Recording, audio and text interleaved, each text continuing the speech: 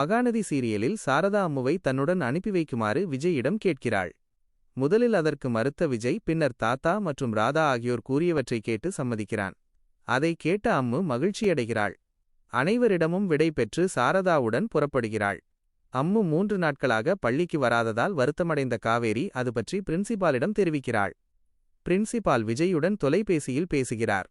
அம்முவை பள்ளிக்கு அனுப்பாததற்கான காரணத்தை கேட்க அதற்கு விஜய் தனிப்பட்ட காரணங்களுக்காக அம்முவை பள்ளி மாற்ற விரும்புவதாக கூறுகிறான். பிரின்சிபால் விஜயை சமாதானப்படுத்த தன்னால் முடிந்தவரை முயற்சி செய்தும் அது தோல்வியடைகிறது. கூடிய விரைவில் ஒரு நாள் வந்து அம்முவின் டிசியை பெற்றுக்கொள்வதாக விஜய் கூறுகிறான். இதை கேட்ட காவேரி வருத்தமடைகிறாள்.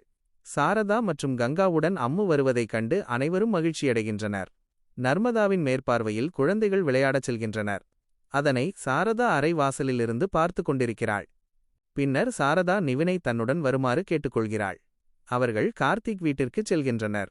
காவேரிக்கு இது தெரிந்தால் என்ன ஆகுமோ என்று நிவின் சற்று கவலைப்படுகிறான். சாரதா கார்த்திக் மற்றும் அவனது பெற்றோரிடம் பேசுகிறாள். அவள் காவேரியை பற்றி எதிர்மறையாக பேசி மிகவும் முரட்டுத்தனமான, பிடிவாதமான, ஆணவமான பெண் என்று கூறுகிறாள். மேலும் சில ஆண்டுகளுக்கு முன்பு காவேரிக்கு ஒரு விபத்து ஏற்பட்டதாகவும் அதன் காரணமாக அவள் மிகுந்த முன்கோபமுள்ளவளாக மாறிவிட்டதாகவும் குறிப்பிடுகிறாள். காவேரி தன் விபத்தை பற்றிச் சொல்லாததால் கார்த்திக் அதிர்ச்சியடைகிறான்.